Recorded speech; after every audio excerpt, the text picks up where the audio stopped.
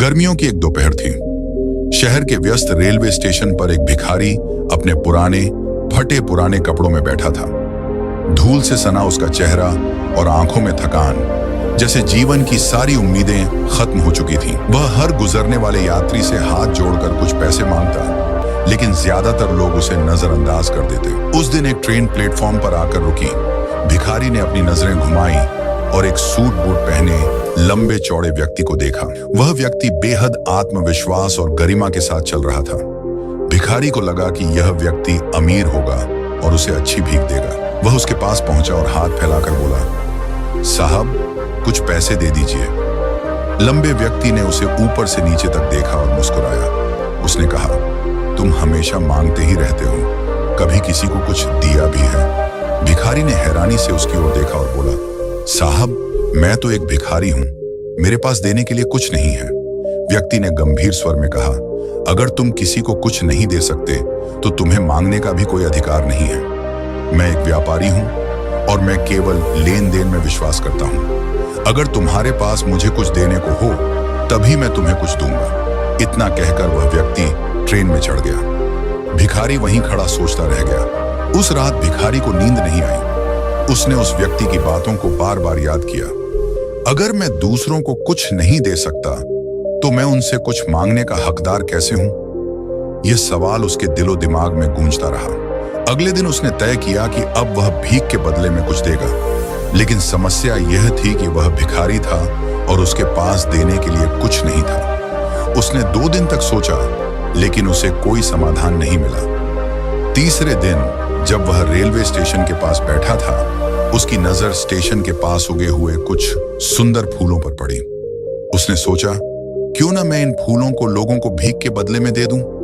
यह विचार उसे बेहद पसंद आया। उसने कुछ फूल तोड़े और अगले दिन भीख मांगने गया। अब जब कोई उसे भीख देता तो वह बदले में उन्हें फूल देता। यात्रियों को यह नया तरीका बहुत अच्छा लगा। वे उसकी ओर मुस्कुराकर देखते और खुशी खुशी पैसे देते। भिखारी को पहली बार महसूस हुआ कि देने का अनुभव कितना सुखद होता है। धीरे धीरे उसकी यह आदत प्रसिद्ध हो गई। लोग जान गए कि स्टेशन पर एक भिखारी है जो भीख के बदले फूल देता है। कुछ महीने बीत गए। अब भिखारी रोज फूल इकट्ठा करता और उन्हें यात्रियों को देता। वह महसूस करने लगा था कि वह केवल भीख नहीं मांग रहा, बल्कि लोगों को कुछ मूल्य दे रहा है। एक दिन वही लंबा व्यक्ति फिर से ट्रेन में आया। भिखारी तुरंत उसकी ओर दौड़ा और बोला, साहब, आज मेरे पास आपके लिए फूल हैं। अगर आप मुझे कुछ देंगे तो बदले में मैं आपको यह फूल दूंगा। लंबा व्यक्ति मुस्कुराया और उसे कुछ पैसे दिए। बदले में भिखारी ने उसे फूल दे दिए। व्यक्ति ने कहा, वाह, तुम तो अब सचमुच एक व्यापारी बन गए हो। अब तुम्हें खुद को भिखारी नहीं, व्यापारी समझना चाहिए।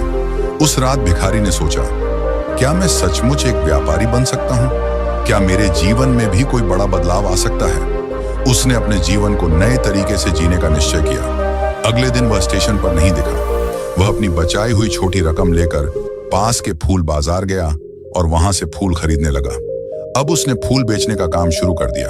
6 महीने बाद वही लंबा व्यक्ति ट्रेन में सफर कर रहा था। ट्रेन में सूट बूट पहने एक व्यक्ति उसके पास आया और मुस्कुराते हुए बोला, साहब, क्या आपने मुझे पहचाना? लंबे व्यक्ति ने उसे गौर से देखा और कहा, नहीं, लेकिन तुम्हारी शक्ल जानी पहचानी लगती है।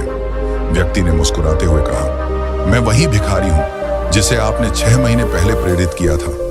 आज मैं फूलों का एक बड़ा व्यापारी हूं। लंबा व्यक्ति आश्चर्यचकित रह गया। उसने पूछा, तुमने यह कैसे किया? फूल व्यापारी ने कहा, आपकी बातों ने मेरी जिंदगी बदल दी। आपने मुझे सिखाया कि जीवन में कुछ पाने के लिए पहले कुछ देना जरूरी है। मैंने भीख मांगने के बदले फूल देना शुरू किया और धीरे धीरे मैं एक व्यापारी बन गया। लोगों ने मेरे फूल खरीदने शुरू कर दिए। आज मैं सफल हूं क्योंकि मैंने अपनी सोच बदली। लंबा व्यक्ति मुस्कुराया और कहा, तुमने सही समय पर सही कदम उठाया। यही तुम्हारी सफलता की कुंजी है। दोनों व्यक्ति ट्रेन से उतरकर स्टेशन पर एक साथ आगे बढ़े। बातचीत के द्वार